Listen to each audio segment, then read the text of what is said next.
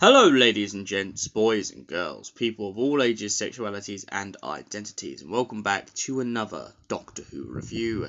And we're here with Journey's End. That's right, we're getting to the pinnacle point of Series 4. The Doctor and Donna have located the Earth, but the Doctor soon realises that the planet has been taken over by the Daleks. He goes to run to Rose in their great reunion, however it turns out he gets shot down by a Dalek in the street, Captain Jack blows its head off, and we find ourselves in a situation in which the Doctor rushes back to the TARDIS getting ready to regenerate. Luckily for the Doctor, however, we find him using his hand, a hand that was cut off at Christmas, to save his life. However, what he doesn't realise is how important that hand's going to be much later. So David Tennant keeps his face because he doesn't want to go, and we find ourselves in a situation in which we have to pick up from where we left off. Davros has control of the Earth, but no one quite knows exactly what his plans are yet. Martha Jones is lost in the Black Forest in Germany. Sarah Jane Smith gets caught by two Daleks, then saved by Mickey and Jackie. The three of them then head up to the Dalek Crucible, where they're getting ready to be executed by the Daleks.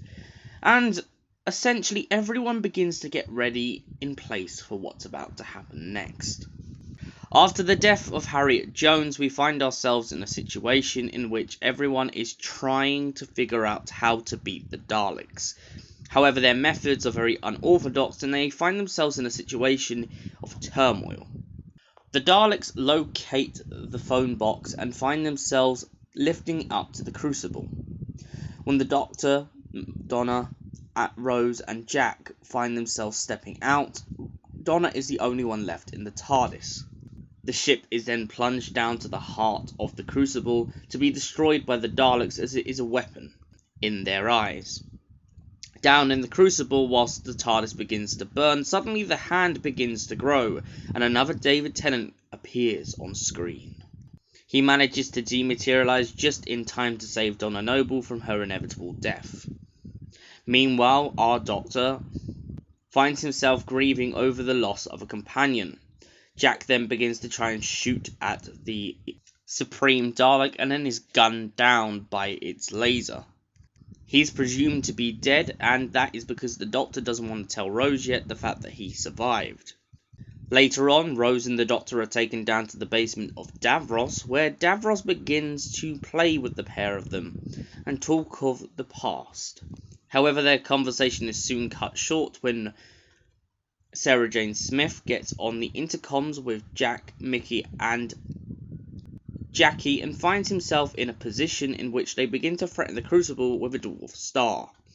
Meanwhile, elsewhere, Martha Jones begins to threaten the Crucible with the Osterhagen key, a key that she was warned by Harriet Jones, former Prime Minister, should never be used. A key that would destroy the Earth and everyone on it, just to destroy the Daleks. However, Davros has one up on both groups and manages to teleport them all simultaneously into his dungeon. Once he does this, he then puts a bunch of force fields on them so that they can't attack him. He also brings in Dalek guards to keep them all at gunpoint. Whilst this happens, the Doctor begins to find himself grieving over the loss of everyone who has died recently. Meanwhile, in the corner, Dalek Sec begins to spew on about the fact that one will die, and does this numerous times throughout the rest of this episode.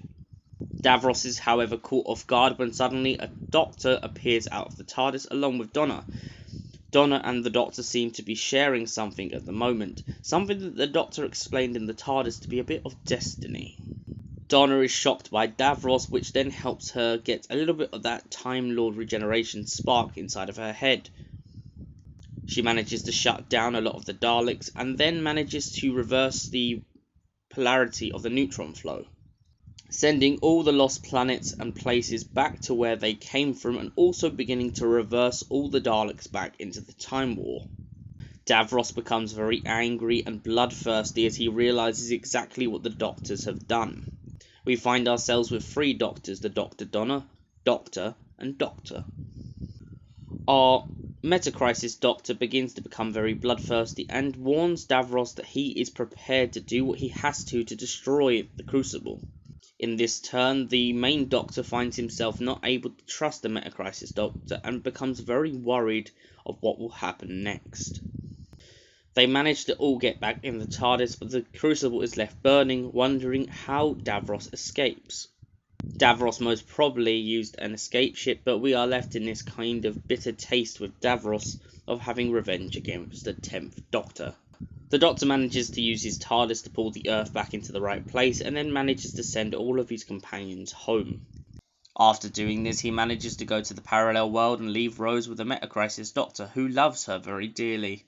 The Doctor points out the reason that he had left her with the Metacrisis Doctor is due to the fact that he needs to become better, because this Metacrisis Doctor is very much like the Eccleston Doctor, lost and bitter from the taste of war.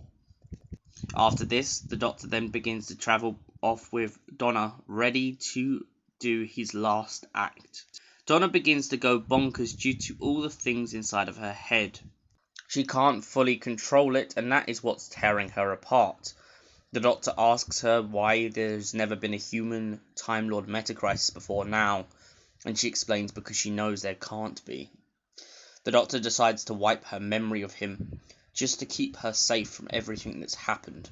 Now the memories aren't fully gone, but they're gone for now, enough to let her rest and get her on with the rest of her life. The Doctor drags her back to her home and brings her to Wilf and Sylvia. He tells them the stories of how she had saved so many worlds, so many hearts, and that it was such a pain for him to do what he had to do. Wilf then walks into the door and asks who he's got now. He says no one, and he goes off for another adventure in time and space. So, Journey's End. What would I give this story out of 10? It's a solid story, with a great revelation and great resolution to what had come before. It shows us the darker sides of the 10th Doctor, and the darker sides of what happens when he interferes too much. I really like that there's a tragedy in what happens to Donna Noble, and I feel like that's what made it so solid for once we got to the 14th Doctor stories. It was always an unresolved story, but one that really pushed us to the boundaries of seeing how far the 10th Doctor had come. Not only that his companions would find themselves in a painstakingly ending scenario, but also the fact that there are consequences to his actions. And for that reason, this is a solid 10 out of 10. Thank you for watching, and we'll see you in the next Doctor Who review. Until then, goodbye, stay beautiful, you beautiful people.